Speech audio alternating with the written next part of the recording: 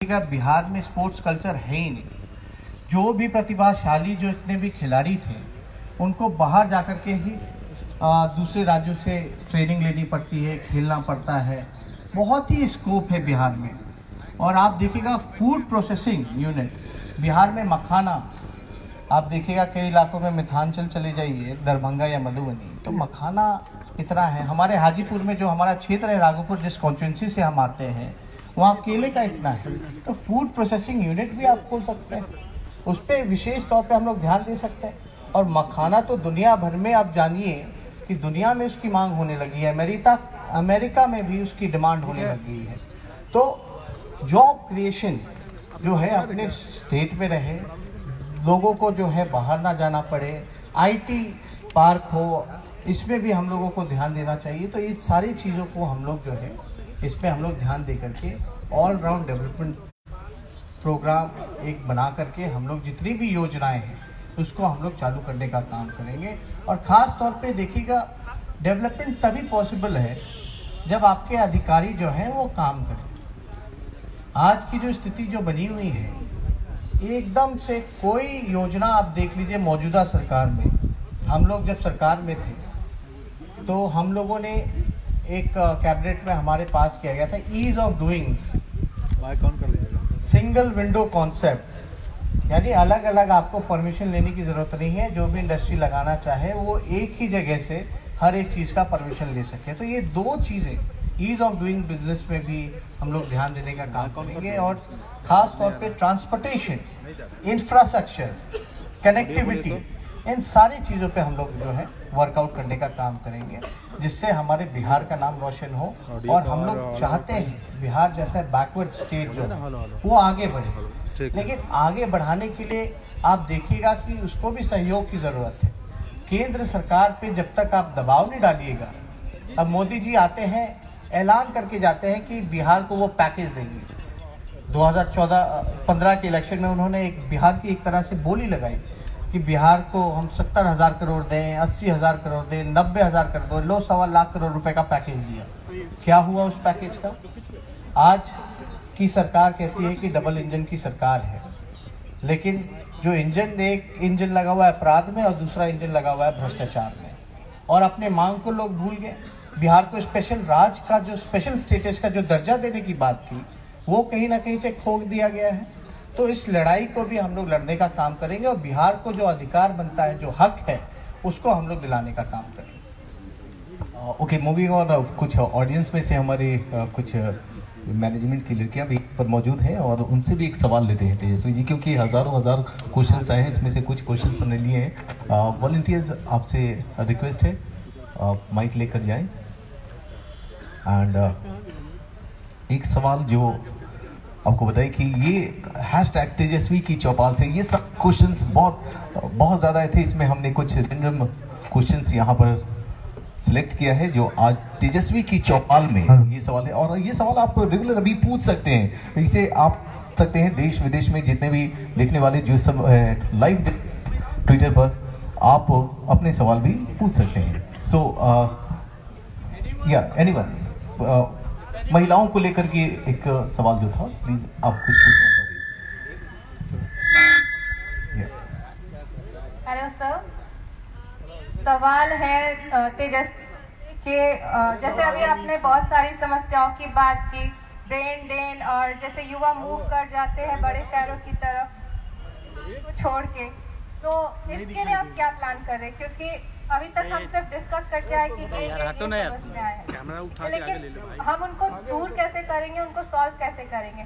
जैसे अगर इंडस्ट्रीज की बात करें तो हम नॉर्थ की बात करें या ईस्ट की बात करें, बिहार की बात करें, तो यहाँ पे इंडस्ट्रीज नहीं आती। जो भी इंडस्ट्रीज आती है, वो कंपनीज आती है, वो सारी साउथ की तरफ अट्रैक्ट होती है। बिहार में ऐसा कुछ देखने को नहीं मिलता। अगर हम एक मधेपुरा प्रोजेक्ट छोड़ दें तो फिर दूसरा कुछ नहीं है हमारे पास काम करने के लिए। तो कैसे आप रोजगार दे पाएंगे उन यूथ को जो अभी एजुकेट हो रहे हैं या ग्रेजुएट होने वाले हैं, जो बैठे? अगर एम्प्लॉयमेंट में हम देखें तो बैंक की वैकेंसी जैसे आती है या फिर एसएससी वगैरह की वैकेंसीज आती है, तो उसमें सीट्स बहुत कम होते हैं और जो एप्लीकेंट्स होते हैं वो लाखों में होते हैं। तो आप देख सकते हैं कि क्या अभी स्थिति है तो इससे आप कैसे निपटेंगे अगर आप अगले लोकसभा चुनाव में और विधानसभा चुनाव में पार्टी जीतती है, अच्छे बहुमत से सत्ता में आती है, तो आपका क्या प्लान है, मैं ये जानना चाहती हूँ। देखिए, बहुत बहुत धन्यवाद, आपने बहुत ही अच्छा सवाल पूछा है। और मेरे ख्याल से ये जो सवाल है ये सिर्फ आपने अपने तरफ से नहीं बल्कि पूरे बिहार के नौजवानों की तरफ से पूछने का काम किया, इसलिए आपको हम दिल से धन्यवाद देते हैं। पहली बात, इंडस्ट्री सर का ना, लोग कहा करते हैं कि भाई इतना क्राइम है यहाँ पर कि इंडस्ट्री नहीं आ पाती है, क्योंकि लॉ एंड ऑर्डर की सिचुएशन या गवर्नमेंट जो है, हमने इसका पहले भी जवाब दिया कि इंडस्ट्री के लिए यहाँ पर जो लगाने की जो बात थी, तो हम लोगों ने एक पॉलिसी लगाने का काम किया था, सिंगल विंडो, जहाँ की जो अलग अलग मिनिस्ट्री से अलग अलग जगह से लोगों को परेशानी होती थी परमिशन लेने में, उसमें काफ़ी टाइम लगता था। कुछ ऐसी पॉलिसीज जो बने हुए थे जो कि उस वजह से भी काफ़ी दिक्कत हुआ करता था, तो उस पर वर्कआउट किया गया है।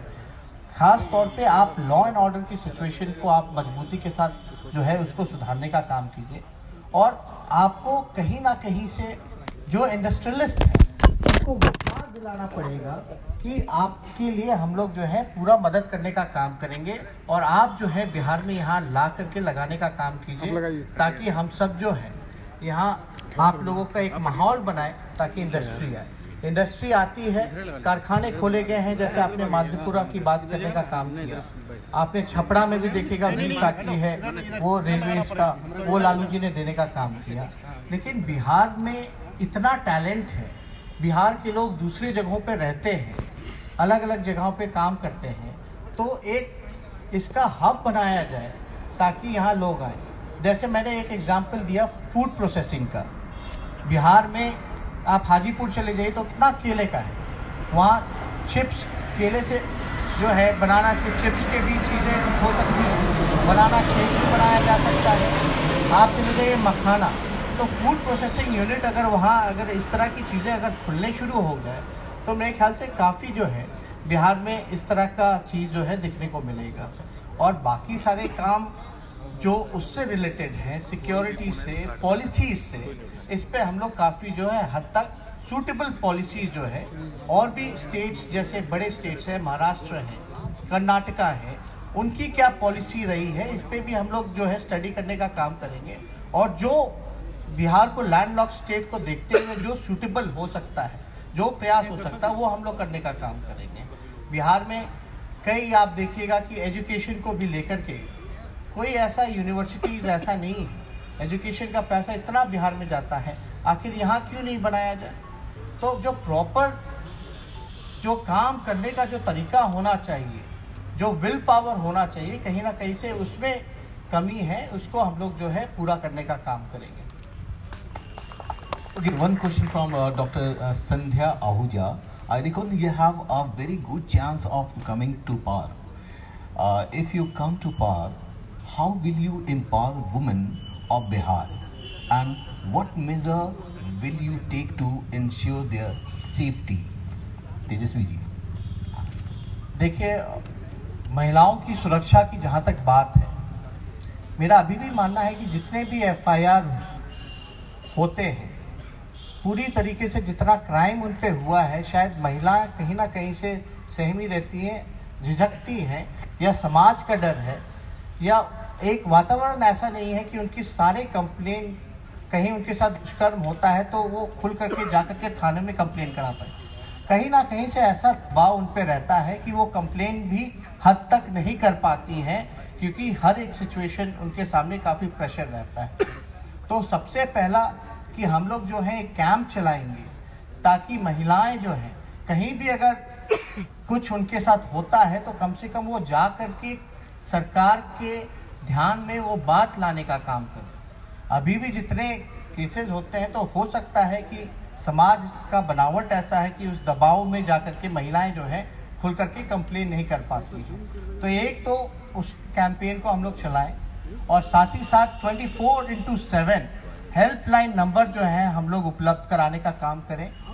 स्पेशली बिहार इतना बड़ा राज्य है, महिलाओं की संख्या अच्छी खासी है यहाँ पर, उनके लिए भी एक अलग से पुलिस स्टेशन जो है महिलाओं का, वो हम लोग उपलब्ध कराएं। हो सकता है अगर कहीं हो लेकिन उसकी जो है संख्या जो है वो बढ़ाने का काम करें। आप देखिएगा, हमको तो कभी कभी ट्रैफिक पुलिस में भी आजकल महिलाएं जो हैं, देखते होंगे रेड लाइट्स वगैरह पे ट्रैफिक पुलिस महिलाएं खड़ी रहती हैं, लेकिन उनके लिए सुविधा क्या है?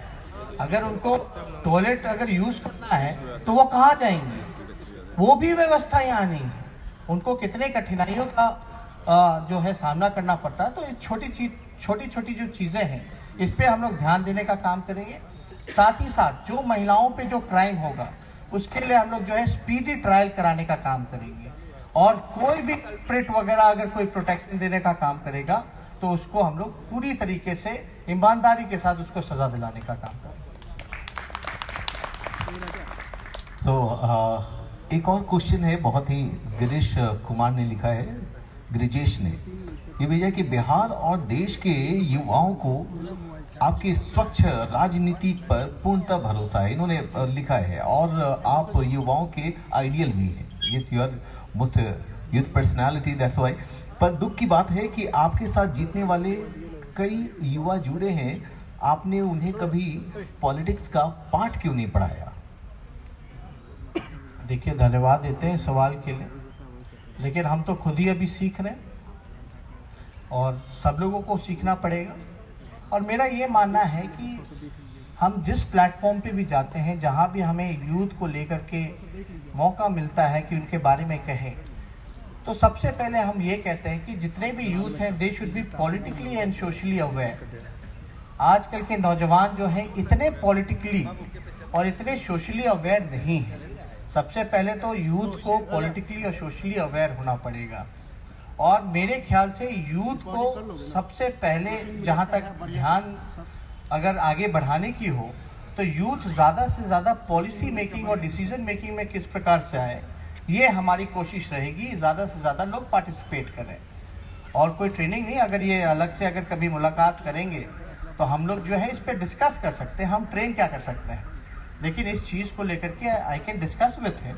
और आप देखिएगा, लास्ट जो इलेक्शन जो हम लोगों का विधानसभा का हुआ था, जिसमें कि राष्ट्रीय जनता दल जो है 101 सीटों पे लड़ी थी, 101 सीटों में से लगभग 45 जो सीट्स थे, जिनका एज 25 साल से 45 के अंदर था, उसको हम लोगों ने टिकट देने का काम किया।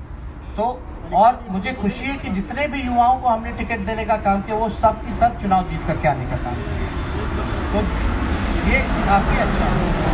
और बिहार हमारा देश जो है सबसे युवा देश है, और बिहार जो है इस देश का सबसे युवा प्रदेश है। तो युवाओं को तो बढ़ चढ़ करके राजनीति में सामाजिक रूप से इनको अवेयर होना पड़ेगा और पार्टिसिपेट करना पड़ेगा।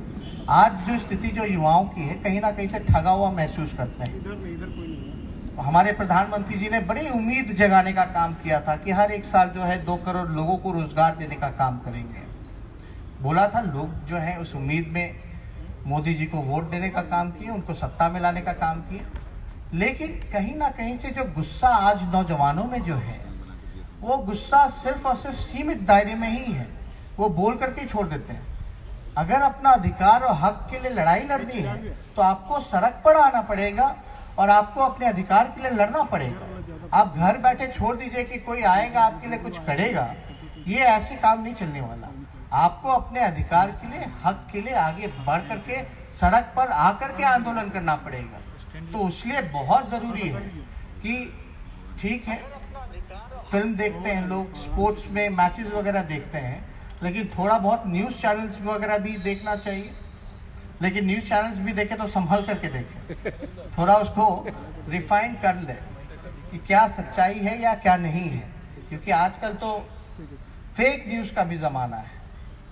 तो इसलिए युवाओं को जो है एक चीज़ समझना चाहिए कि जो चीज़ें स्क्रीन पे दिखाई जाती हैं वो बात सच नहीं होती। उसके लिए वो खुद अपना बुद्धि से सारी चीज़ों को समझने का काम करें।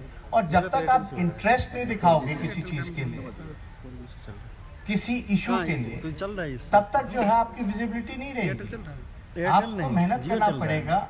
आज हमारे सामने अगर कई ऐसे नौजवान जो हैं सामने आ रहे हैं जो कि विजिबल है, और विजिबल इसलिए हैं क्योंकि वो जो है अपने समाज के लिए अपने देश के लिए और अपने लोगों के लिए वो लड़ाई लड़ने का काम कर रहे हैं। नाम काफ़ी सारे हैं हम जो कि अभी बताना नहीं चाहिए, लेकिन ऐसे नौजवान हैं जो राजनीति में आ रहे हैं और जो है अपने अधिकार के लिए लड़ाई लड़ने का काम कर रहे हैं। बस हाँ ठीक है। Okay, anyone from audience side? Yeah, please volunteer. एक क्योंकि बहुत सारे सवाल हैं हैशटैग तेजस्वी की चौपाल और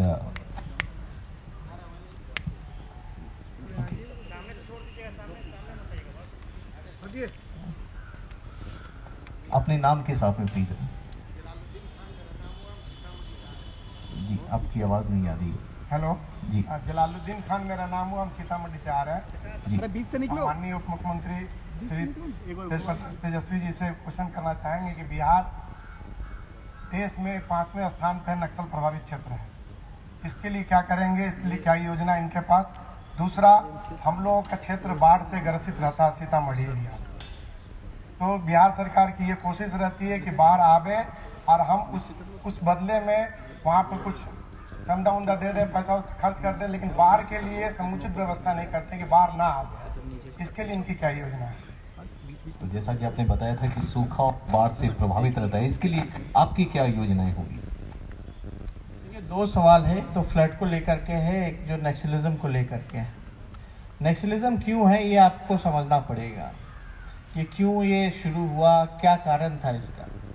मेरे ख्याल से एक हद तक जो है बिहार में जो है नक्सलिज्म जो पहले जिस मात्रा में थी वो कम हुआ है, और इसमें आप देखिएगा जो भी इश्यूज वगैरह हैं लगातार आप देखिएगा कि लोगों को, गरीब जो प्रताड़ित शोषित समाज जो रहा है, जो back bencher of the society रहा है, उस पर काफ़ी जो है जुल्म हो रखा था। इसको लेकर के नक्सलिज्म जो है वो आगे बढ़ा है, लेकिन इस चीज़ों को हम लोगों को समझना पड़ेगा कि हिंसक हम लोगों को नहीं होना है। हिंसा से हम लोगों को जो है वो दूर रहने की ज़रूरत है, लेकिन सरकार को इस चीज़ पे गौर देना होगा कि आप जब तक पॉवर्टी, जब तक गरीबी नहीं मिटाओगे और अगर उस पे गरीब पे अत्याचार बढ़ाओगे तो कहीं ना कहीं से समाज में ऐसी सोच रखने वाले भी लोग हैं जो हिंसक होते हैं। लेकिन हम हिंसक के एकदम अगेंस्ट हैं। हम लोगों को जो है नॉन वायलेंस में हम लोगों को, सब लोगों को विश्वास रखना चाहिए। और जो गरीबी है, मूल रूप से गरीबी कैसे दूर हो, हमारी पार्टी सामाजिक न्याय के साथ साथ हम लोग जो है आर्थिक न्याय की भी बात करने वाले लोग हैं। तो अगर आप आर्थिक स्थिति को अगर आप सुधारिएगा, जॉब क्रिएशन दीजिएगा, अच्छा एजुकेशन दीजिएगा, तो मेरे ख्याल से ये हद तक जो है ये चीज़ें जो हैं कम होंगी। जहाँ तक फ्लड की जहाँ तक बात है कि नेपाल की वजह से ये एक इंटरनेशनल इश्यूज़ है। आप समझिए कि फ्लड जो है नेपाल से भी काफ़ी मात्रा में जो है पानी छोड़ दी जाती है, इसके वजह से भी, और जो नदी का जो कोर्स होता है वो हर साल जो है बदलता रहता है, कब किधर से आ जाए उसका रूट क्या होगा वो काफ़ी बदलता रहता है।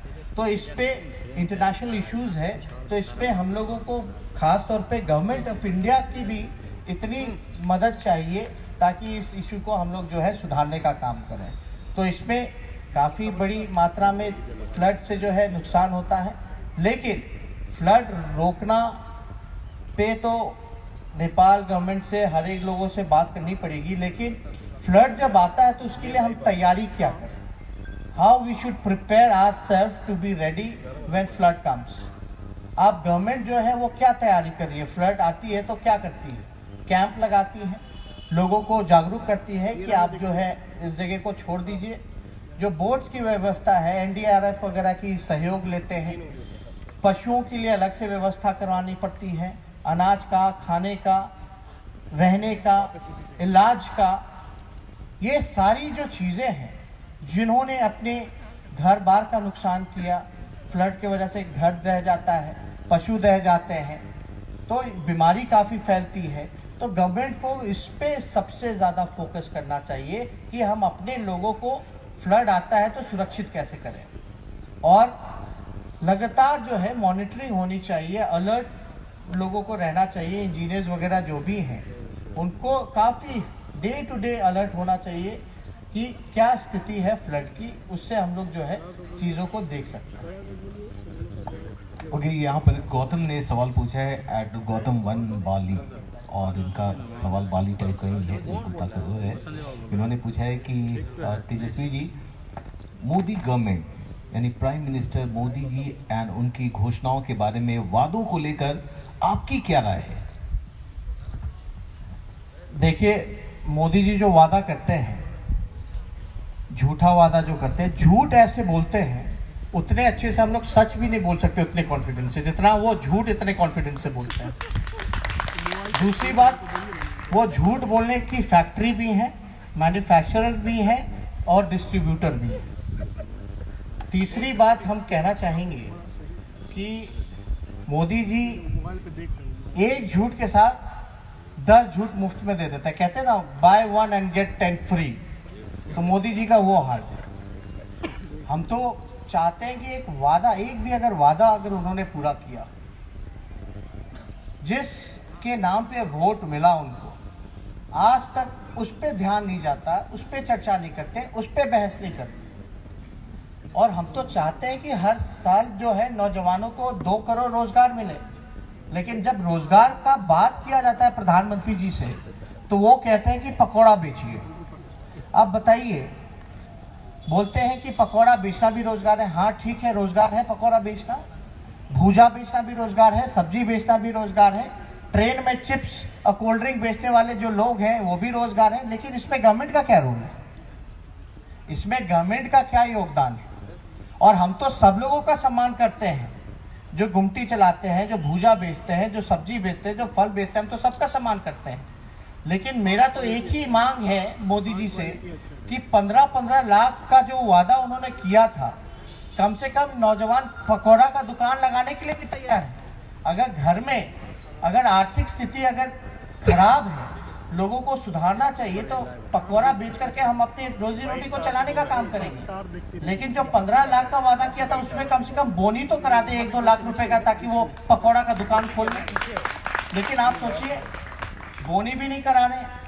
अरे पकौड़ा का ठेला लगाने के लिए आपको पैसा चाहिए, सामग्री खरीदने के लिए पैसा चाहिए, ज़मीन चाहिए जहां वो ठेला लगा सके, उसका भी तो पैसा चाहिए। तो बोनी करा दे प्रधानमंत्री जी। लेकिन एक बात समझ में नहीं आ रहा, हर साल जब 2 करोड़ लोग जब पकौड़ा बेचने का काम करेंगे, तो पकौड़ा कौन खाएगा? सोचिए कि एक साल में 2 करोड़ लोग, यानी हर घर में, यानी 5 साल में 10 करोड़ लोग जो है वो पकौड़ा ही बेचेंगे। यानी हर कोई घर ऐसा नहीं बचेगा जहां पकौड़ा बेचने वाले लोग ना हो। घर में जब पकौड़ा मिल रहा है तो बाहर कौन खाएगा? तो ये कहीं ना कहीं से लोगों को उल्लू बनाना, ठगना, झूठ बोलना, ये उनका काम है। ओके, शांतनु कश्यप, इन्होंने अपना सवाल भेजा है कि सर, एक ही सवाल है कि आप पलायन जैसे मुद्दों को कैसे निपटेंगे। इसका जवाब तो आपने दिया है, वैसे एक बार और ये जानना चाहेंगे कैसे बिहार की शिक्षा व्यवस्था, जो वाकई ये बहुत इंपॉर्टेंट सवाल है, इसे पटरी पर लाएंगे, और कैसे बिहार का खोया हुआ जो आत्मसम्मान है वो कैसे वापस आप दिलवाएंगे? देखिए, पलायन के इशू में हमने पहले भी कहा, लेकिन एक बात देखिए, पलायन क्यों होता है? आप घर से बाहर तभी जाते हो जो चीज़ आपको घर में नहीं मिलता। पहली बात, जब घर में सारी चीज़ें, ज़रूरत की चीज़ें मिलने लग जाएं, तो लोग बाहर नहीं जाएंगे। बिहार में 2 कारण हैं जिसके वजह से, 3 कारण मैं कहता हूँ, 3 कारण हैं जिसकी वजह से बिहार के लोग जो है ज़्यादातर बाहर जाते हैं। पहला जो है वो रोज़गार की समस्या। हमारे यहाँ इतना रोज़गार नहीं है, इसलिए जो है लोग पलायन करते हैं ताकि वहाँ काम मिल जाए, मजदूरी करके जो अपने घर का पेट पालने का काम करे। दूसरा बहुत बड़ा जो वजह है, आप देखिएगा, एजुकेशन को लेकर के लोग जो हैं काफ़ी हद तक जो है वो बाहर जाते हैं। तीसरा जो है हेल्थ को लेकर के, चिकित्सा को लेकर के लोग जो है इलाज करा के काफ़ी मात्रा में बाहर जाते हैं। अगर यही जॉब अपॉर्चुनिटी मिले, यही अच्छा अस्पताल मिले, यही अच्छी एजुकेशन मिले, तो मेरे ख्याल से लोग जो हैं वो बाहर नहीं जाएंगे। और जिसपे कि ये प्रायोरिटी है, ये बेसिक नीड है, लोगों की ये बेसिक नीड है, इस पे सबसे ज़्यादा लोगों का ध्यान होना चाहिए, कंसंट्रेशन होना चाहिए। जो हम, अगर हमारी सरकार आती है तो इस पे विशेष तौर पे हम लोग जो है ध्यान देने का काम करेंगे। दूसरा, जहां इन्होंने पूछा है कि लोगों का सम्मान जो है, प्रतिष्ठा जो है, वो कैसे वापस लाने का काम करेंगे। देखिए, बिहारियों का हर जगह सम्मान, हर जगह लोग सम्मान करते हैं। बिहार से जितने IAS IPS जाते हैं, शायद ही और किसी राज्य से IAS IPS हुआ करते हैं या होते हैं। एक कुछ हमारे देश के सोसाइटी में कुछ ऐसे लोग हैं जो जहर फैलाने का काम करते हैं और बदनाम करने का काम करते हैं। इन सब लोगों को तवज्जो देने की ज़रूरत नहीं है। बिहार के बाद जाइएगा तो कई लोग जो है कहते हैं कि बिहारी करके बुलाना एक अपमानजनक लोग जो है मानते हैं, गाली के तौर पे इस्तेमाल करते हैं। मेरे ख्याल ऐसे सोच रखने वाले लोगों को हम लोगों को इग्नोर करना चाहिए। बिहार का जो इतिहास रहा, बिहार देश ने, लोग कहते हैं कि 0 नंबर जो है देश ने देने का काम, लेकिन जो 0 नंबर जो देने वाले हैं वो कहाँ के हैं? वो हमारे बिहार के हैं। तो बिहार ने तो 0 नंबर जो है पूरे दुनिया को देने का काम किया। तो ये जो गौरव जो इतिहास रहा है, ये हम लोगों को समझना पड़ेगा। और जहाँ IAS IPS इतने बड़े संख्या में हो, जिन्होंने देश को तरक्की के लिए, निर्माण के लिए योगदान अपना दिया हो, तो कहीं ना कहीं से बिहार की तो बहुत ही भूमिका रही है। बुद्ध को ज्ञान यहाँ से प्राप्त हुआ, तो आप समझ जाइए। और उन्होंने विश्व को हर जगह ज्ञान बांटने का काम किया। तो कितना महान धरती है। तो क्या क्या यहाँ नहीं है, और लोगों का सम्मान बढ़े। लेकिन कहीं ना कहीं से बीच में अगर आप देखिएगा कि जो एरा कुछ पॉलिटिकली अपने बेनिफिट के लिए कई लोगों ने इसका इस्तेमाल करने का काम किया। इस से बिहार में कुछ लोग हैं, अपने ही लोग हैं, जो बिहार को बाहर जाकर के बदनाम करने का काम करते हैं। तो ये जो है कहीं ना कहीं से ऐसे लोगों को अपने सोच में परिवर्तन लाने की जरूरत है। बाकी पूरा सम्मान है, सम्मान होना चाहिए।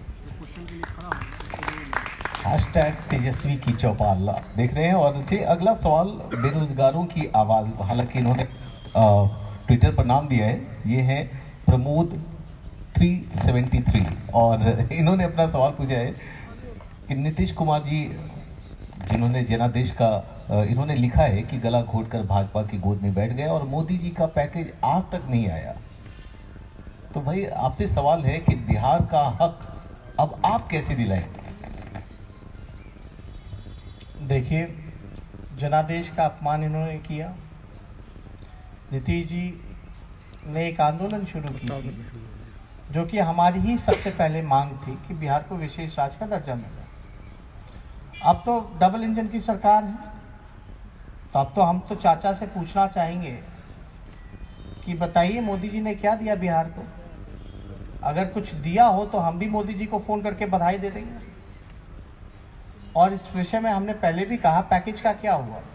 स्पेशल राज्य का दर्जा तो छोड़िए, स्पेशल पैकेज जो यहाँ आ करके बिहार की बोली लगाई, 70,000, 80,000, 90,000, आखिर क्या मिला? आपको अब एक बात और बता दें, प्रधानमंत्री जी मोतिहारी गए हुए थे चुनाव के समय। वहाँ शुगर मिल है, तो वहाँ उन्होंने भाषण दिया कि अगले बार अगर हम आएंगे जीत करके और बिहार आए तो इसी मिल के चीनी का चाय हम पिएंगे। दोबारा आए वहाँ, मोतिहारी भी गए, लेकिन उस विषय पे एक बात भी उन्होंने नहीं बोला। अभी भी वो चीनी मिल ऐसे ही बंद पड़ा है, कोई काम नहीं हो रहा। तो बिहार को जो अधिकार मिलना चाहिए, आप देखिएगा बिहार कोई भी अगर योजना आती है, सेंट्रली स्कीम होती है, तो बिहार गवर्नमेंट को पहले 15% शेयर लगता था, और जो यूनियन गवर्नमेंट जो है वहाँ लगभग जो है आपको 85%, किसी में 70% और बिहार के 30% हुआ करता। आज जो मोदी जी के आने के बाद 50-50 हो गया। तो बिहार जैसा पिछड़े राज्य में अगर 50% योगदान दे या 50% केंद्र का हो, और वही जो पहले मिला करता था उसमें 15% सिर्फ देना पड़ता था, तो कहीं ना कहीं से बिहार जैसे राज्यों पे काफ़ी भार आया है।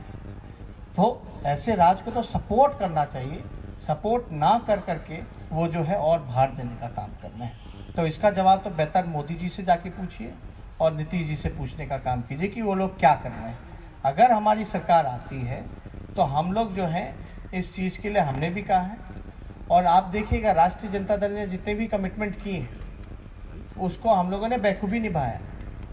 हम लोगों ने जब लालू जी रेल मंत्री थे तो उन्होंने पहले ये नहीं बोला था कि हम आएंगे तो हम कारखाना देंगे, बिना बोले हुए उन्होंने कारखाना देने का काम किया, बिहार को देंगे। तो आप देखिएगा कितना काम किया। बिहार में लगभग जितने विश्वविद्यालय हैं, लालू जी और राबड़ी जी के समय में 7 विश्वविद्यालय जो है हमारी सरकारों ने देने का काम किया। उसके बाद कितने विश्वविद्यालय बने आप लोग देख लीजिए, गिन लीजिए, आंकड़े बता देंगे। तो ऐसे वादों से नहीं चलता, काम करके दिखाना पड़ता है। और जो जितना जोर से बोले ज़रूरी नहीं है कि वो करके दिखाएगा। तो इसलिए लोग जो हैं सतर्क रहें, बिहार के लोग खासतौर पे सतर्क रहें। अभी चुनाव आने वाला है, फिर से बिहार की बोली लगाई जाएगी, फिर से आपके बीच लोग आएंगे, एक से एक ठग लोग आएंगे। इस बार जो फौज लिस्ट जो तैयार किया जा रहा है, एक से एक ठगों का फौज लिस्ट तैयार किया जा रहा है। पूरी तरीके से ब्रेन वॉश करने का कोशिश किया जाएगा। धन में बल में एक चीज नहीं है। अब बताइए ना, पहले मेक इन इंडिया से न्यू इंडिया पे आना जाए। पहले मोदी जी बोलते थे मेक इन इंडिया करेंगे, अब मेक इन इंडिया का सवाल पूछे तो कौन है वो सवाल, और न्यू इंडिया की बात करते हैं। तो बिहार आएंगे तो समझ जाइए कि आप लोगों से फिर क्या क्या बोलेंगे। तो एकदम बिहार के लोग डट के रहना, खासतौर पे नौजवान, अपना रोजगार मांगना, अपना अधिकार मांगना। अब पूछना कि बिहार के साथ सौतेला व्यवहार क्यों किया गया। बिहार ने आपको 31 सांसद देने का काम किया। बिहार से कई केंद्र मंत्री हैं, राज्य में जनादेश का अपमान भी किया। चलो फिर भी चोर दरवाजे से बीजेपी सरकार में आ गई, लेकिन आप लोगों ने क्या किया? संतरी से लेके मंत्री से लेकर के पूरा बीजेपी हाईजैक किया है। बिहार में जितने म्युनिसिपल कॉर्पोरेशन वगैरह ज्यादातर लूनी के लोग हैं, हर एक लेवल में। लेकिन क्या काम हो रहा है? डेवलपमेंट पे आप पूछो ना, लेकिन डेवलपमेंट के नाम पे कोई विकास की बात नहीं की जा रही। आज हम क्या सुन रहे हैं? बिहार ऐसी धरती में आज तक मॉब लिंचिंग नहीं हुआ करता था, बीजेपी के आते ही मॉब लिंचिंग शुरू हो गया।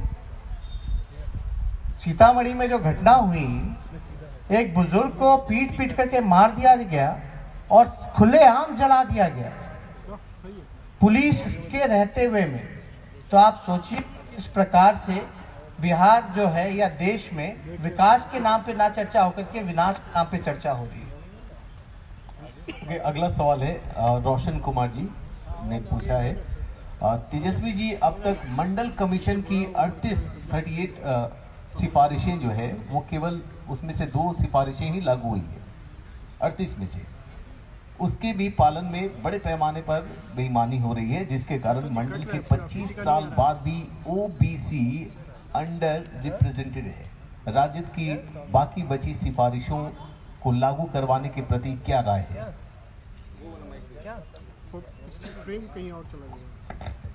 देखिए, बहुत ही महत्वपूर्ण सवाल आपने पूछा है और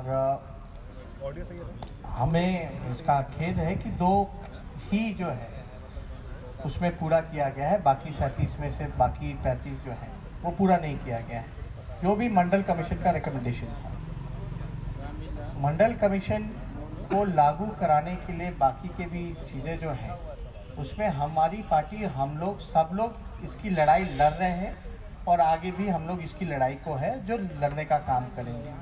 और जब तक ये पूरा नहीं होता इसकी लड़ाई को हम लोग जारी रखेंगे। ओके, एक और क्वेश्चन आया है और ये शायद हैशटैग तेजस्वी की चौपाल में बहुत तेजी से इसे देखने वाले हैं, इस सवाल को सुनने वाले हैं। यहाँ पर मीडिया भी है, वो भी शायद जानना चाहेंगे। ये हैं विमलेश त्रिपाठी जी और इनका कहना है कि ये जानना चाहते हैं कि आप सवर्ण आरक्षण का विरोध क्यों कर रहे हैं। 2019 के लोकसभा चुनाव में आप सवर्णों से क्या वोट नहीं मांगेंगे? क्या आप सवर्णों को टिकट देंगे या नहीं देंगे? इन्होंने सवाल पूछा है। संविधान के अनुसार बिहार में सवर्णों का क्या हक है? सबसे पहले मैं मानता हूं कि गरीबी जो है वो हर एक कास्ट में है, हर एक रिलीजन में है। अपर कास्ट में भी गरीब लोग हैं, ऐसा नहीं है। लेकिन ये जो बिल आया है, ये मेरा पूर्ण रूप से मानना है कि ये जो बिल स्वर्ण गरीबों के लिए नहीं बल्कि स्वर्ण अमीरों के लिए है। इसका हम उदाहरण देना चाहेंगे। इस बिल में क्या है, 8 लाख रुपए सालाना कमाने वाले लोग को भी आरक्षण मिलेगा। 8 लाख सालाना यानी महीना में आप समझिए कि 60 से 65 हजार रुपए जो कमाता है उसको भी आरक्षण मिलेगा। जो इनकम टैक्स रिटर्न भरता है, 5 लाख भी कमाने वाले को 20% इनकम टैक्स देना पड़ता है।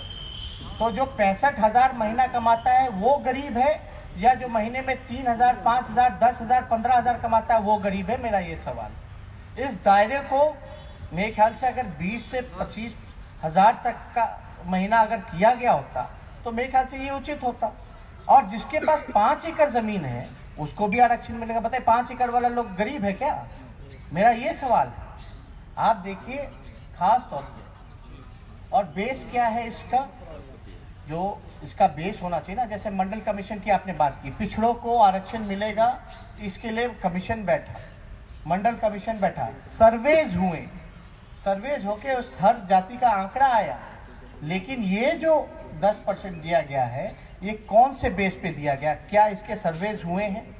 क्या इसका कोई आयोग बना है? कोई आयोग का रिपोर्ट है? कोई डॉक्यूमेंटेशन है? नहीं है। मान लीजिए आपको, अगर आप क्लेम करो स्वर्ण गरीब के आरक्षण को लेकर के, तो सरकार फिर से जांच करेगी क्या? आपकी सर्वे करेगी कि आप गरीब हो कि नहीं हो? जो ऑलरेडी कास्ट सेंसस हो रखा है शैक्षणिक तौर पे, आर्थिक तौर पे, आप उसको पब्लिक डोमेन में क्यों नहीं लाने का काम करते हो? जो ऑलरेडी सर्वे हो चुका, जो कि विश्व का सबसे महंगा सर्वे है, तो आप वो लाइए। तो हम लोग देखिए आरक्षण संविधान के साथ ये कहीं ना कहीं से छेड़छाड़ किया गया है। ये जो आर्थिक तौर पे जो दिया गया है, आरक्षण क्यों दिया गया, ये पहले हम लोगों को समझने की जरूरत है। आरक्षण का मेन पर्पस जो है, जो वर्ण व्यवस्था जो सदियों सदियों से कायम रही, जो छुआछूत, भेदभाव, ये जो प्रथा जो चलती रही है, वर्ण व्यवस्था, जो रिप्रेजेंटेशन को लेकर के था, इसलिए आरक्षण दिया गया। अब ये बताइए, ये आरक्षण देने से कोई गरीब जो घोड़ी पे चढ़ेगा, दलित, वो तो अभी भी चलता है कि नहीं चलता है? लोग, आप लोग खबरों में देखते हैं कि गरीब जो है घोड़ी पे नहीं चढ़ के अपना बारात ले जा सकता, कुआं से पानी नहीं निकाल सकता, मंदिर में नहीं जा सकता, ये अभी भी देखने को मिलता है। तो ये बात हम सब लोगों को समझने की जरूरत है कि ये झुनझुना थमाने का काम कर रहे हैं। जब जॉब है नहीं आपके पास, जब जॉब नहीं है तो उस आर्थिक तौर पे आरक्षण देने का क्या मतलब रहेगा? आपके पास जॉब रहेगा तभी तो। जॉब है नहीं यार, आप आरक्षण देने का काम कर रहे हैं। तो ये कहीं ना कहीं से स्वर्ण लोग जो नाराज थे इस गवर्नमेंट से, खासतौर पे स्वर्ण युवा, उसको कहीं ना कहीं से खुश करने के लिए ये जो है लिपापोती और झुनझुना और नया जुमला इन लोगों ने करने का काम किया। हम आज भी कह रहे हैं कि स्वर्ण गरीबों के साथ हम लोग, लेकिन आप उसका कोई तो तरीका होगा ना जिससे आप बताओ। हम तो ये नहीं मानेंगे कि जिसके पास 5 एकड़ जमीन है वो गरीब है, जो 65 हजार रुपया महीना कमाता है वो गरीब है। तो आप देखिए ना, तो इनकम टैक्स रिटर्न क्यों लेते हो? या तो इनकम टैक्स रिटर्न ही मत लो उनसे पहले, यानी इनकम टैक्स रिटर्न भी लेंगे और उनको आरक्षण भी देने का काम करेंगे, ये कैसे चल सकता है? तो ये बात जो है समझने की जरूरत है। और हमारे पास जो नेताओं की जो बात की गई, हमारे पास तो गैलेक्सी ऑफ लीडर्स, स्वर्ण का जगदानंद सिंह जी हैं, रघुवंश बाबू जी हैं, शिवानंद तिवारी जी हैं, कई ऐसे उदाहरण हैं जो हमारे पार्टी में ऐसे नेता। तो ये कहीं ना कहीं से एक बीजेपी का एक प्रोपोगेंडा, कुछ दिन पहले आपने देखा होगा कि एक दुष्प्रचार भी मेरा फोटोशॉप करके चलाया है। तो इस पे हम जाना नहीं चाहेंगे, जो लोग कहें, लेकिन हमारी पार्टी जो है गरीबों की पार्टी है। चाहे गरीब स्वर्ण में गरीब हो या दलित या अलग कास्ट में गरीब हो, पिछड़ों में गरीब हो, हम लोग उनकी लड़ाई लड़ते थे, लड़ते रहेंगे। लेकिन this was the golden opportunity, this was the golden opportunity. एक स्वर्ण मौका था मोदी जी के पास, जो आरक्षण के नाम पे पूरे देश में जो महाभारत जो चल रहा है उसको समाप्त करने का। वो कैसे? आप देखिएगा, मराठी लोग अपने आरक्षण की बात कर रहे हैं, पटेल अपनी आरक्षण की बात कर रहे हैं, जाट गुर्जर अपनी आरक्षण की बात कर रहे हैं, मीना अपनी आरक्षण की बात कर रहे हैं। तो जब बैरियर 50% का जब टूट गया, 60% हो गया, अब तो 100% तक चला जाता है, तो सबको आरक्षण देकर के आप संतुष्ट कर देते हैं। 100% कर देते, इसमें कौन सी बड़ी बात है। और हमारी तो पहले से भी मांग है कि जिसकी जितनी आबादी होगी, जिसकी जितनी संख्या भरी, उसको उतना हिसाब से हिस्सेदारी मिलनी चाहिए।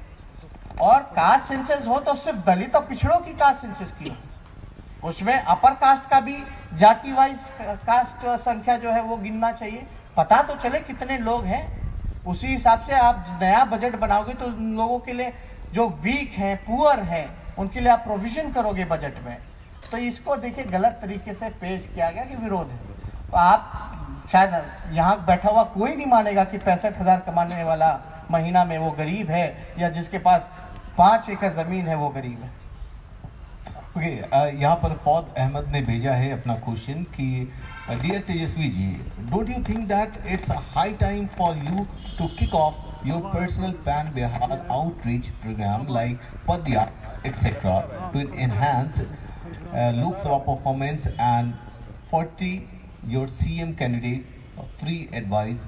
Don't trust old guard or your party too much. इन्होंने सजेशन भी भेज दिया है। इनके सुझाव के लिए धन्यवाद देते हैं। और जहाँ तक इन्होंने बिहार में घूमने की बात की, तो इनको हम जानकारी दे दें कि सबसे ज़्यादा अगर बिहार में रोड से बाय रोड अगर किसी ने घूमने का काम किया है, कई हज़ारों किलोमीटर हमने जो है बिहार में घूमने का काम किया है।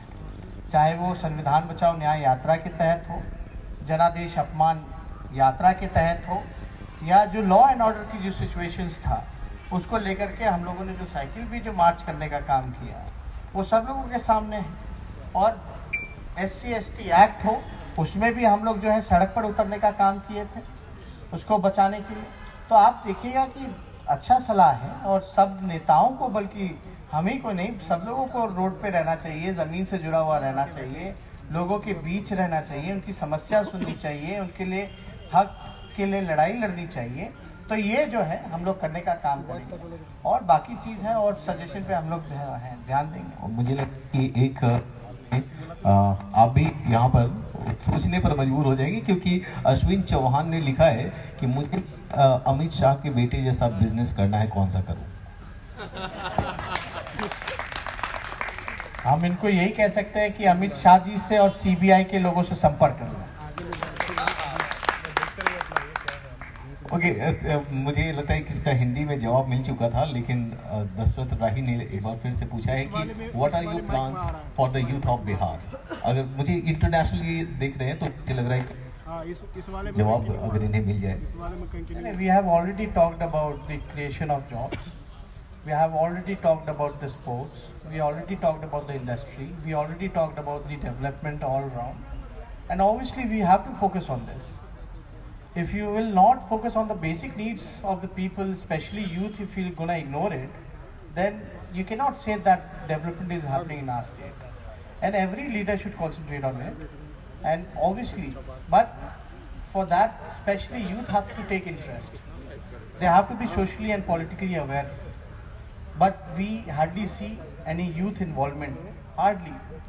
But they have to participate. They should know what's going on in parliament. They should know what's going on in Vidhan Sabha.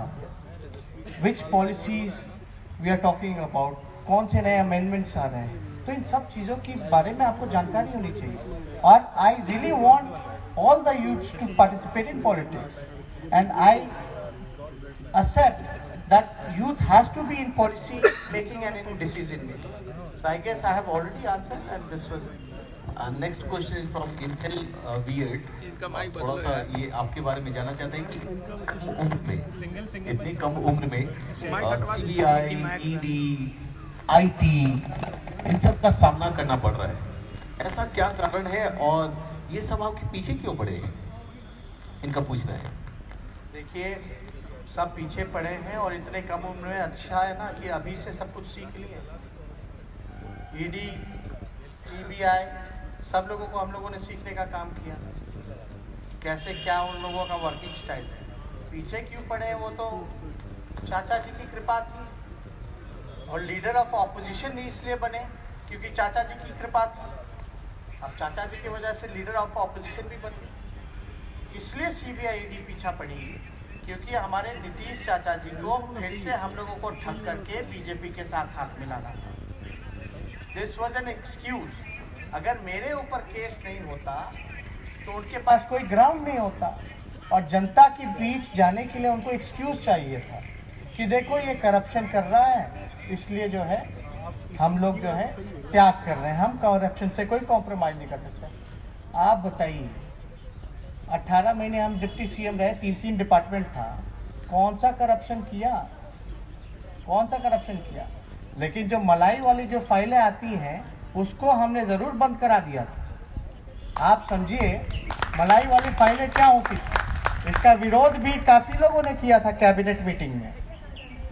EOT की जो फाइल आती है, वेरिएशंस का जो फाइल आता है, एस्टिमेट का जो फाइल आता है, मेरा डिपार्टमेंट रोड कंस्ट्रक्शन था। Road construction department is the nodal department of all the working departments, which includes RWD, urban development, building department. तो हमारे डिपार्टमेंट ने, हम लोगों ने ये फैसला लिया, जो वेरिएशन होते हैं, वेरिएशन मतलब आप समझिए कोई प्रोजेक्ट है, जो एस्टिमेट बनता है कि ये प्रोजेक्ट जो है कितना कॉस्ट होगा, इसका 1000 का होगा, 2000 करोड़ का होगा। वेरिएशन, मान लीजिए 1 करोड़ का चल रहा था, अब जो है दाम कोई चीज़ों की बढ़ गई, तो अब वो 1 करोड़ का ना होकर के 1500 करोड़ का हो गया।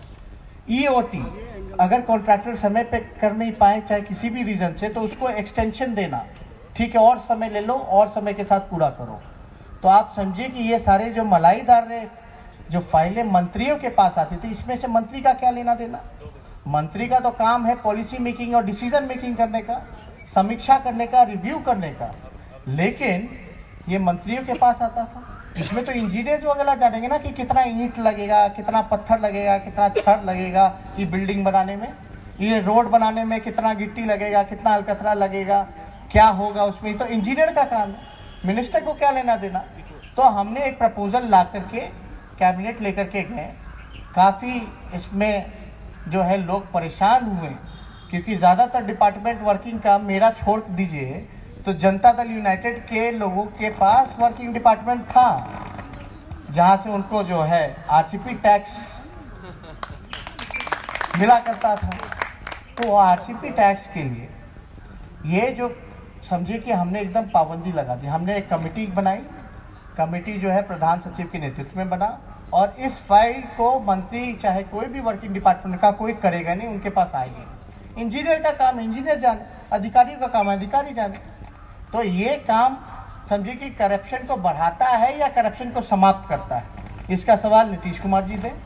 तो हमने तो करप्शन को रोकने का काम किया इन 18 महीनों में, लेकिन मेरे ऊपर केस जो लादा गया नीतीश जी और बीजेपी के कृपा से, जब 13-14 साल के थे, 2005 का मामला, जब हम क्रिकेट खेला करते थे, तब कहा जा रहा कि तेजस्वी जब 2005 में करप्शन करता था रेलवे में बैठ करके, जब मूछ भी नहीं था मेरा। तो आप समझ जाइए कि 2005 का मामला अगर 2017 में आता है तो ये तो कुछ ना कुछ गड़बड़ है।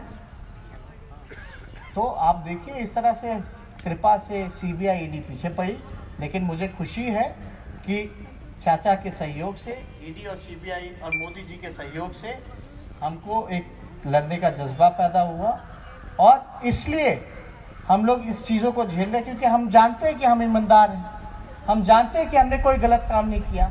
इसलिए भी इतने सितम ढाने के बाद भी तो हमारा चेहरा दिखेगा खिला हुआ रहता है, और मजबूती के साथ इनको चुनौती देने का काम करते हैं। ओके, एक ये है लॉजिक मास्टर, इन्होंने सवाल पूछा है कि श्री लालू यादव जी वाला हैप्पी वाला जो स्वैग है आप ला पाएंगे? बिल्कुल नहीं, ये नहीं, ये हम लोग नहीं ला सकते। देखिए लालू जी में जो खूबी है वो बहुत लोगों में नहीं है। बहुत लोग लाने का कोशिश भी करेंगे तो भी नहीं आ पाएगा। लालू जी मास लीडर रहे, हमेशा से जनता के बीच रहे, जनता के सवालों के लिए उन्होंने लड़ाई लड़ा, आंदोलन किया, छात्र जीवन से लेकर के अब तक अपने आइडियोलॉजी के लिए लड़ाई लड़ रहे हैं, चाहे कितना भी उन पर सितम ढाया जा रहा हो। तो he is a great leader, उसमें किसी को डाउट नहीं है। अगर वो ऐसा स्वैग लाने का कोई प्रयास मेरे बस की तो नहीं है। अगला सवाल है कि मुख्यमंत्री नीतीश कुमार जी द्वारा गठबंधन तोड़ने पर आपका पहला रिएक्शन क्या था और उनके प्रति आपके मन में क्या विचार आया उस वक्त की बात? देखिए, हमने तो दिल से चाचा माना था और हमारा पिता तो पहले कहा करते थे कि नीतीश जी के पेट में दांत हैं, लेकिन हमने तो कभी देखा नहीं था। अब देखने के बाद जो धोखा उन्होंने दिया, जनादेश का अपमान किया, तो कहीं ना कहीं से उन्होंने विश्वासघात करने का काम किया और ये बात प्रमाणित हो गई कि उनके पेट में दांत है। और ये हम नहीं कहते हैं, ये जिनको लेकर के अभी हेलीकॉप्टर में दौरा कर रहे हैं जानता है कि कहाँ कहाँ है। आप समझ रहे हैं? तो नीतीश जी के साथ जो 24 घंटे रहता है, जब वो बताता है कि नीतीश जी क्या चीज़ है, और ये भी बताते, वो ये भी जानते कि नीतीश जी कैची कैसे चलाते हैं अखबारों को लेकर के, ये भी उन्होंने कहा। ये तो प्रमाणित है। अगला सवाल सिर्फ 2 वर्ड्स का है, विकास या जातिवाद? विकास, डेवलपमेंट। हम लोग जातिवादी है ही नहीं। हम लोग जो हैं कभी भी इसकी बात नहीं, हम लोग तो सामाजिक न्याय और आर्थिक न्याय की बात करने वाले लोग हैं। आप बताइए कि जाति व्यवस्था किसने बनाया, क्यों बनाया? क्या तेजस्वी जी या लालू जी ने जात बनाया है? ये कौन लोग थे जिन्होंने जात बनाने का काम किया? कौन लोग जो थे, जो back bencher of the society? हम तो चाहते कि सब लोग एक साथ आए, अपर कास्ट के लोग हों, बैकवर्ड्स हों, दलित हों, ओबीसी के लोग हैं, सब लोग इकट्ठे बैठे, इकट्ठे शिक्षा प्राप्त करें, कहीं ऊंच नीच ना हो। हम तो बराबरी की बात करते हैं, सब लोग बराबर रहें। अगर किसी का हक मारा जा रहा हो, अगर आप उसको अधिकार दिलाने के लिए लड़ाई लड़ीगा, तो इट डजंट मीन कि आप जातिवादी हैं, इसका एकदम मतलब नहीं है। तो आप देखिए, ऑर्गेनाइजेशंस ऐसे हैं जो सोसाइटी में जहर फैलाने का काम करते हैं। आरएसएस और बीजेपी से बड़ा जातिवादी और कोई नहीं हो सकता। आप आरएसएस को हम क्यों बोलते हैं? एक ही कास्ट को छोड़ करके दूसरा आज तक आरएसएस प्रमुख क्यों नहीं बना? अगर आप केंद्र सरकार में अगर मंत्रिमंडल देखिएगा तो सबसे ज्यादा मंत्री एक ही कास्ट के हैं, क्यों हैं? पीएमओ तक अधिकारी एक ही कास्ट के हैं, क्यों हैं? तो ये देखिए, ये जो इल्जाम लगाया जाता है, हम तो कहते हैं कि भाई गरीबी मिटाने की लड़ाई लड़ते हैं, हम तो सबको बराबरी की लिए लड़ाई लड़ते हैं कि सब लोग बराबर रहें, इसमें ऊंच नीच होना ही नहीं चाहिए। और ये व्यवस्था तो हम लोगों ने बनाया नहीं है। यहाँ कोई भी लोग बैठे हैं, ये बता दे कि ये व्यवस्था किसने बनाया है, कौन लोगों ने बनाया है? किन लोगों ने दलितों के पीछे झाड़ू लगाया और सामने गले में मटका टांगने दिया? क्या दलित इंसान नहीं है? मंदिर जाने का अधिकार नहीं है उसको? क्या उसको कपड़ा, अच्छा कपड़ा पहनने का अधिकार नहीं है? अच्छी शिक्षा लेने की अधिकार नहीं है? क्या उसको समाज में सब लोगों के साथ बराबर बैठने का अधिकार नहीं है क्या? ये कौन व्यवस्था है? किसने बनाया भाई इसने? बताओ, बारात में अगर कोई दलित घोड़ी चढ़ता है तो उसको पीटा जाता है। अगर हम उसका विरोध करते हैं तो इसका मतलब ये नहीं कि हम जातिवादी हैं। तो ये बात समझने की जरूरत है। ऑडियंस में से कोई सवाल अभी, या वो मैनेजमेंट के स्टूडेंट्स हैं, वो शायद सवाल करना चाहते हैं।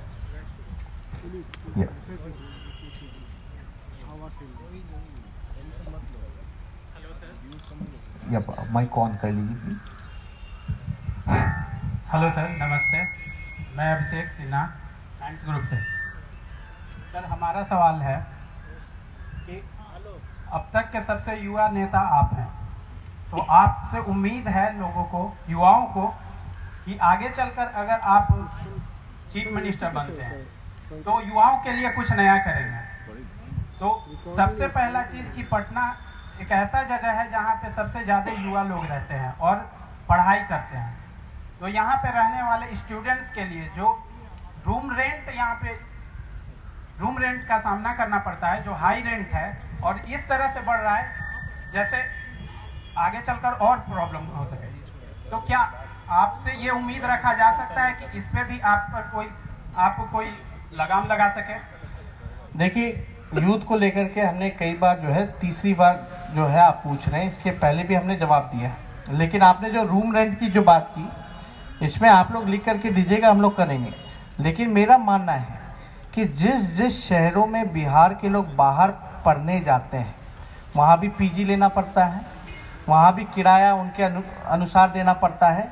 तो बिहार गवर्नमेंट को कम से कम ये ध्यान देना चाहिए कि कौन से शहरों में ज़्यादा हमारे लोग जो हैं पढ़ाई करने जाते हैं, और उनके लिए अलग से बिहार हॉस्टल करके बनाना चाहिए ताकि उनका रूम रेंट। तो इस पर हम लोग काम करेंगे। सर एक और सवाल। एक मिनट बाद जब शिक्षा के एक सवाल सबको लेने दीजिए प्लीज़। कि बिहार में ये ऋषिकांत मिश्रा ने सवाल ये पूछा है, ऋषिकांत मिश्रा का है कि बिहार में शिक्षा जो है अशिक्षित गैर जिम्मेदार शिक्षकों के प्रति क्या सुधारवादी सोच है और इसका निराकरण कैसे आप करेंगे? ये बिहार में जो एजुकेशन जो सिस्टम जो है पूरी तरीके से कोलैप्स कर गया है। यहाँ जो व्यवस्था जो शिक्षा को लेकर के है, आप देखे होंगे कि अभी कुछ दिन पहले ही हाई कोर्ट का राज्य सरकार को फटकार लगाने का काम किया कि यहाँ क्वालिटी ऑफ एजुकेशन पूरी तरीके से समाप्त हो गई है। कमरे नहीं है, शिक्षक नहीं है, जो पढ़ाई लिखाई जो शुरू से होनी चाहिए वो लोगों को उपलब्ध नहीं हो पा रही है। इसके लिए तो हाई कोर्ट ने ये भी कह दिया नीतीश जी को कि आप बंद ही कर दो ना, स्कूल चला क्यों रहे हो? जब पढ़ाने वाला शिक्षक नहीं है, कमरे नहीं है, तो इसका क्या मतलब है? तो हम लोगों को देखिए, एजुकेशन एकदम कंपलसरी है, सब लोगों को क्वालिटी ऑफ एजुकेशन मिले।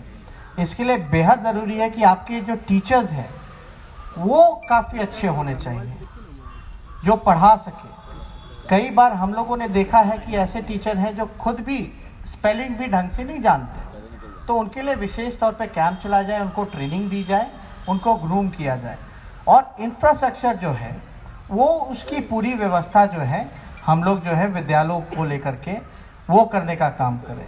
अभी भी देखिएगा कि विद्यालय जो है कई कई कोस दूर जाना पड़ता है लोगों को, और दिक्कत तो होती है, बेचारी जो छात्राएं होती हैं उनको कई मुसीबतों का सामना करना पड़ता है।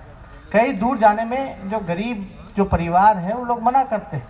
अभी भी नाम के लिए भी कुछ योजना जो है आसपास स्कूल खोलेंगे, लेकिन वो खाली है, जर्जर स्थिति में। मतलब कि ऐसी समस्याएं बिहार गवर्नमेंट के पास हैं कि आपका बिल्डिंग भी तैयार हो गया लेकिन उसको हैंड ओवर करने वाले लोग नहीं मिलते। तो आप सोचिए, जहां पूरी व्यवस्था ना हो, अच्छे शिक्षक ना हो, तो वहां अच्छी पढ़ाई नहीं हो सकती। और इन सब चीज़ों पे हम लोग जो है, हमारी सरकार आती है तो ध्यान देने का काम करेंगे। स्पेशली जो टीचर्स की जो ट्रेनिंग जो हो वो बढ़िया हो, अच्छे टीचरों की नियुक्ति हो, और विशेष तौर पे किताब हो उपलब्ध कराया जाए। ये सारी योजना तो चलती ही रहती हैं, लेकिन इस पे टीचर जो मेरा जो टीचर है जो हमको शिक्षा देगा उस पर बड़ा निर्भर करता है ना। जो हमको शिक्षित करेगा, अगर वो अच्छा टीचर नहीं है तो किस प्रकार का आपको शिक्षा मिलेगा, ये समझ जाइए। तो इसलिए बहुत ज़रूरी है कि अच्छा शिक्षक होना। ओके, बिहार में ये नौशाद आलम साहब ने पूछा है, और नौशाद साहब का सवाल है कि बिहार को विशेष राज्य का दर्जा कब तक मिलेगा?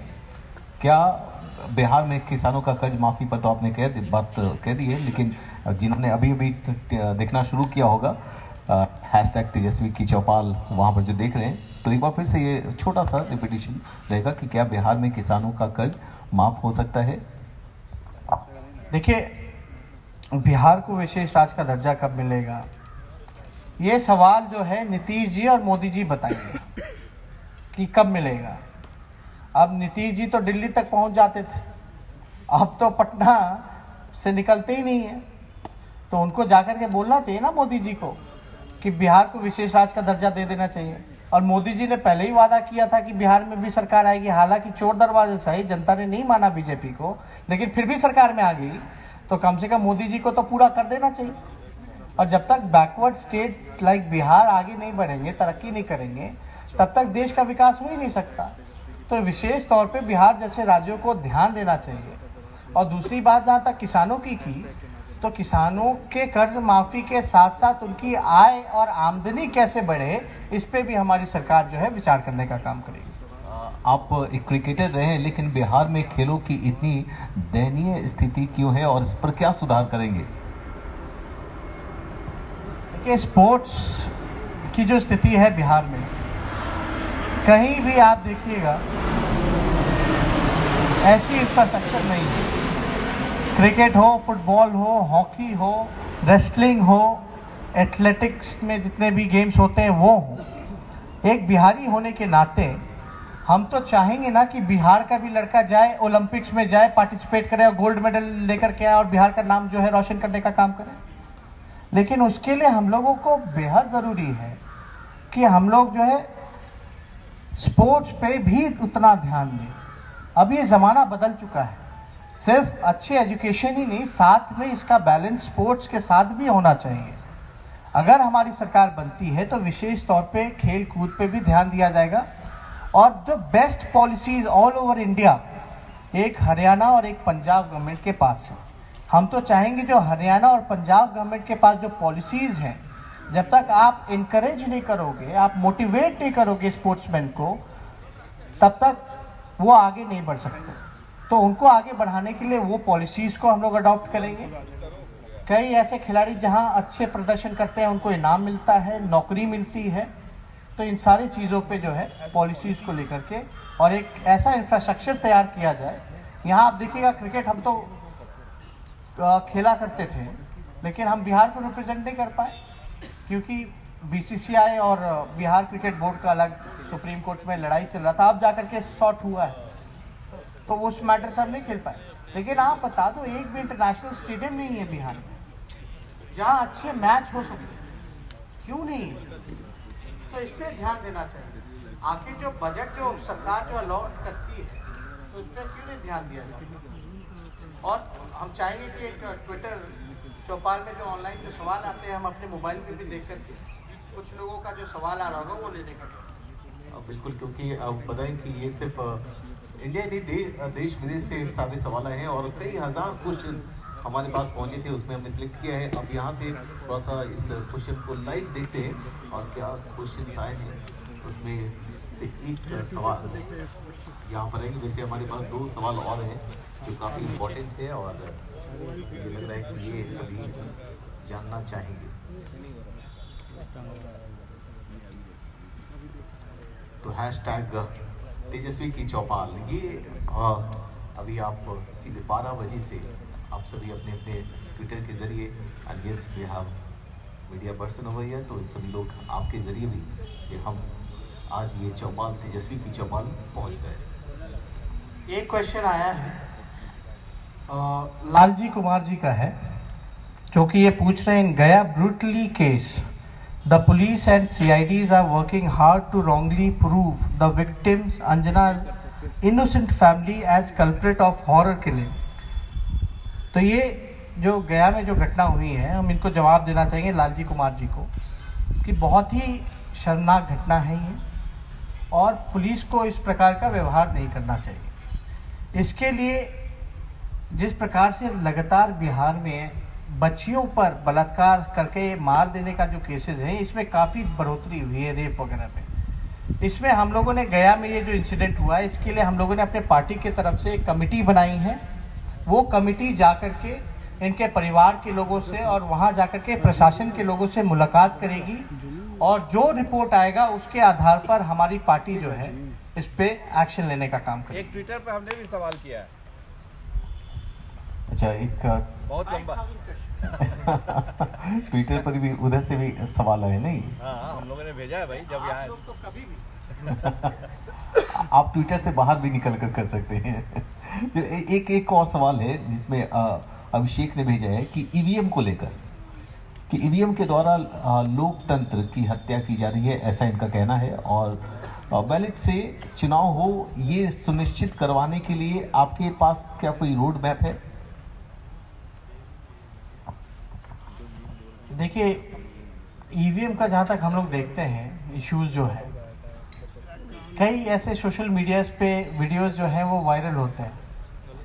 वो वायरल होता है कि भैया आपने किसी और पार्टी को वोट दिया, लेकिन वोट जो है वो बीजेपी में ही जाता है, तो ये कहीं ना कहीं से शक पैदा करता है। और ईवीएम मशीन है, मशीन कहीं ना कहीं से वो जो है उस पर आप जो है आप उसको जो है आप बदल सकते हो, आप जो है उसके साथ छेड़छाड़ कर सकते हो। और जिस देश में जिसने ईवीएम चालू की उसी ने बंद कर दिया।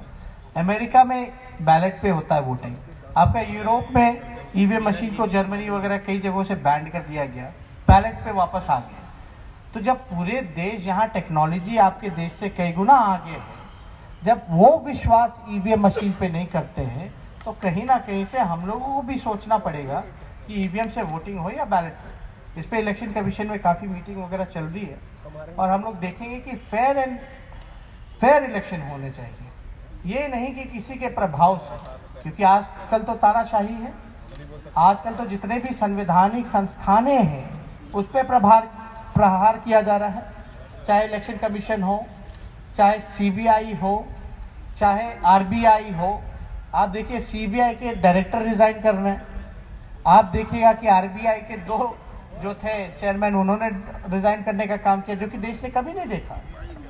और अब जो है इलेक्शन कमीशन पे भी आपको पता होगा कि बीजेपी के एक वर्कर ने पहले ही चुनाव के डेट से ऐलान कर दिया कि कौन से राज्य में कब कौन से दिन चुनाव होंगे। तो ये कहीं ना कहीं से जो विश्वसनीयता है, जो विश्वास जो है लोगों का संस्थानों पर से, वो कहीं ना कहीं से टूटता जा रहा है। और मुझे लग रहा है कि ट्विटर से भी 1-2 सवाल जो आपके पास लगातार हज़ारों क्वेश्चंस आ रहे हैं, और हैशटैग तेजस्वी की चौपाल इस पर अपने सवाल आ रहे हैं। और बताइए कि सामने से भी बहुत सारे सवाल, मुझे लग रहा है कि सारे सवाल हमने कर लिए हैं जो आपके मन में चल रहे थे। मुझे लग रहा है एक सवाल आया, नेहा विश्वास जी का सवाल है कि सृजन घोटाले और मुजफ्फरपुर शेल्टर होम केस भी रफाल की कीमत की तरह हो गई है, जनता सब है मगर कुछ होता नहीं है, जनता सब जानती है लेकिन कुछ हो नहीं रहा, अपराधी हैं, सामने सबूतों के साथ हो रही छेड़खानी। तो इन्होंने एक पोएट के हिसाब से इन्होंने सवाल पूछा है मुजफ्फरपुर शेल्टर होम को लेकर के और आपका जो सृजन घोटाला को लेकर के। देखिए सृजन घोटाला जो है, हम लोगों ने सृजन घोटाले में कौन कौन लोग इन्वॉल्व हैं, हम लोगों ने विधानसभा के पटल पे भी रख दिया सबूत के साथ। सुशील मोदी जी की बहन के अकाउंट में करोड़ों रुपए जो है सृजन के खाते से गए, उसका जो बैंक स्टेटमेंट होता है वो हमने हाउस के अंदर रखा। आरबीआई की चिट्ठी जो है, जो सृजन जो गलत तरीके से इलीगली तौर पे बैंक चला रही थी, 2012 ही में आ गया था मुख्यमंत्री जी के पास, उसको हमने रखा। 2008 के सीएजी के रिपोर्ट में ही आ गई थी, उसको भी हम लोगों ने जो है पटल पर रखने का काम किया। लेकिन जो मेन अक्यूज मनोरमा देवी के बेटे और मनोरमा देवी के बहू, तो किसी पे केस मुकदमा नहीं होता। अब तो आए दिन जो है सुप्रीम कोर्ट जो है नीतीश जी को फटकार लगाने का काम कर रही है। अब तो जितने भी होम शेल्टर्स थे 17, यानी सुप्रीम कोर्ट का विश्वास नहीं रह गया बिहार पुलिस पे। अब उन्होंने सीबीआई को सारे केसेस सौंप दिए हैं कि सबकी जांच होनी चाहिए। और सुप्रीम कोर्ट ने तो होम शेल्टर को लेकर के नीतीश जी को फटकार लगाई है। उन्होंने ये कहा है सुप्रीम कोर्ट ने कि ये स्टेट द्वारा स्पॉन्सर्ड था and it was the most shameful horrible incident. और सरकार ने क्या केस मुकदमा किया था पता है आपको? किसी को पता नहीं होगा, हाथापाई का केस मुकदमा दर्ज किया था। जो बच्चियों के साथ जिस प्रकार से गैंग रेप किया जाता था, गलत काम कराया जाता था, मार दिया जाता था, तो सरकार सुप्रीम कोर्ट ने बोला कि आपको तो एफआईआर भी ढंग से लेकर आने आता है। जा करके पॉक्सो बाद में लगाया गया कानून, तो अब जा करके ये जो है कार्रवाई हो रही है। लेकिन आप देखिए 2-2 महीने तक जो मेन कल्प्रिट है उसका एफआईआर में नाम नहीं था आफ्टर द रिपोर्ट ऑल्सो।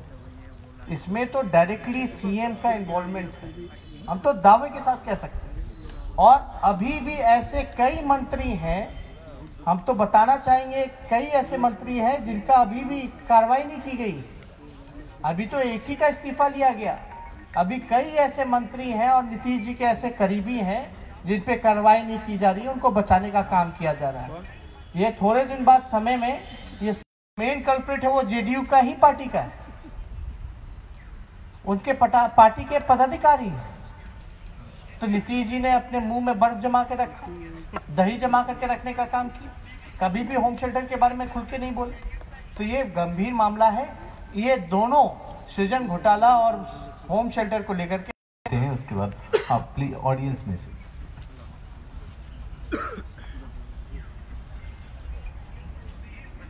क्योंकि सब में कुछ पूछने की।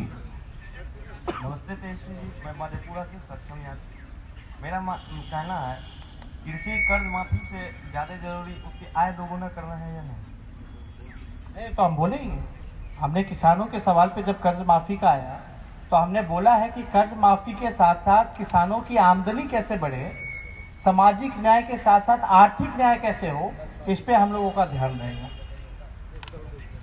और मैं बता दूं कि वी हैव चौपाल है ये, जहाँ पर आप देख रहे हैं कि यहाँ पर बिल्कुल उसी चौपाल के अंदाज में, लेकिन ये डिजिटल चौपाल है जो अब ट्विटर पर पहुँच चुका है। जब जहाँ गांव घर में आप शायद वो किसी को देखने का मौका मिला हो या ना मिला हो, लेकिन आज इस सीन को देख करके लग रहा है कि वाकई में हम सभी चौपाल में बैठे हुए हैं। इसे डिजिटल के माध्यम से आप सभी भी यहाँ पर मौजूद हैं। एंड ट्विटर पर भी आपको #तेजस्वी की चौपाल, जहाँ पर देश विदेश में सभी तरह के सवाल आ रहे हैं, आपकी तरफ से भी आ रहे हैं। एंड यहाँ पर लिट्टी चोखा भी रखा गया है ताकि चौपाल का जो असली मजा है, जो बिहार की जो खुशबू है, जो खाने की खुशबू है, उसे आप ले सके। चलिए सवाल एक पूछना चाहते हैं, क्या नाम है आपका? विभव, मेरा नाम विभव रंजन है। सबसे पहले आरजे शशि और तेजस्वी जी को मेरा बहुत बहुत धन्यवाद है। आप लोग डिजिटलाइजेशन को बिहार के जमीन पे लेके आए, इसके लिए बहुत बहुत शुक्रिया है। आज हम लोग ट्विटर पे क्वेश्चन को यहाँ पे बिहार के समक्ष सवाल जवाब कर रहे हैं। तो इसमें मेरा यही क्वेश्चन है सर कि अभी बिहार का करंट रेवेन्यू जो है वो 16% डिप्रिसिएट हो गया है। तो बाकी केरला देखे या फिर और राज्य की देखे तो अपने अपने डोमेस्टिक चीज़ों से उठाया, जैसे केरला ने मत्स्य पालन उठाया और अपने रेवेन्यू को कंप्लीट किया है। बिहार इसके लिए क्या करेगा कि वो अपने रेवेन्यू को फिर से ऊपर ले जा पाएगा?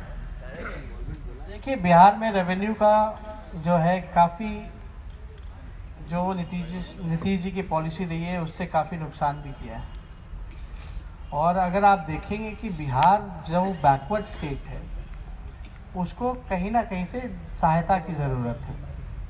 अगर बिहार जैसा स्टेट अगर स्पेशल स्टेटस की बात कर रहा है तो कहीं ना कहीं से आपको जो बिहार का जो बोझ है वो हल्का करना पड़ेगा। अभी बिहार सरकार जो है चल रही है केवल आपके उधार की वजह से। बिहार सरकार पूरे उधार की वजह से चल रही है। उधार है वर्ल्ड बैंक का है, जाइका का है, ब्रिक्स का है। हम इनसे उधार ले करके हम काम करते हैं। और क्योंकि केंद्र सरकार में बैठे हुए मोदी जी बिहार को अधिकार ही नहीं देना चाहते, वो बोलते हैं कि हम नहीं दे सकते। तो कहीं ना कहीं से जो सेंट्रली स्कीम्स हैं उसमें बिहार का, जैसे मैंने पहले बोला कि जहां 15% बिहार को शेयर लगाना पड़ता था, अब 50% लगाना पड़ रहा है। तो आप समझिए कि कितना भार जो है मोदी जी के आने के बाद से बढ़ गया है। और भी कई बिहार में जो कारण हैं, जो पॉलिसी या नीतीश जी का जो एरोगेंट जो छवि जिस प्रकार से सामने आया है कई चीज़ों को लेकर के, बालूबंदी तो ये बंदी तो वो बंदी, इससे भी बिहार के रेवेन्यू को हद तक नुकसान हुआ है। तो वो जनरेट कैसे करेंगे, ये सवाल तो नीतीश जी से खास तौर पे हम आपका सवाल आने वाले विधानसभा में अगर वो साथ बैठेंगे मेरे सामने, हालांकि बैठते नहीं हैं, हमारी कोशिश होगी कि वो बैठे और ये सारे सवाल को उनसे हम पूछने का काम करें कि बिहार को विशेष राज्य का दर्जा और बिहार को विशेष पैकेज कब मिलेगा। Thank you Tejashwi ji. और ये #तेजस्वी की चौपाल, ये सिर्फ सवाल यहीं तक नहीं रह जाएंगे, ये सवाल आगे भी आप कर सकते हैं।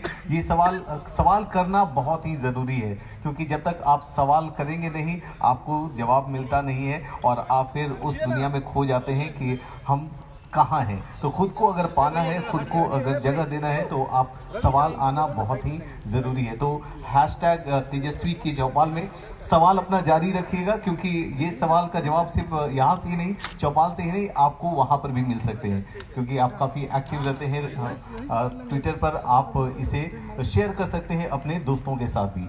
बहुत बहुत शुक्रिया। और मैं खासतौर पे ट्विटर इंडिया को भी धन्यवाद देता हूं कि यहाँ आप लोग पटना में इस तरह का कार्यक्रम कराया और एक अपॉर्चुनिटी हम लोगों को मिला ताकि हम युवाओं से और लोगों के सवाल से हम जुड़ सकें, उनके सवालों का जवाब दे सकें। तो उसके लिए विशेष तौर पे जो हमारी ट्विटर इंडिया से हेड जो हैं उनको भी हम बुला करके I will be thankful to हर।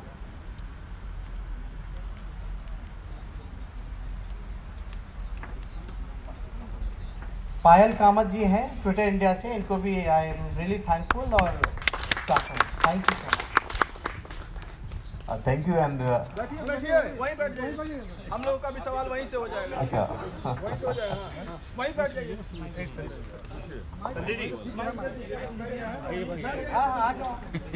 हाँ चालू यहाँ लाइव। हाँ कोई बात नहीं, कोई बात नहीं। आपका भी ऑन है।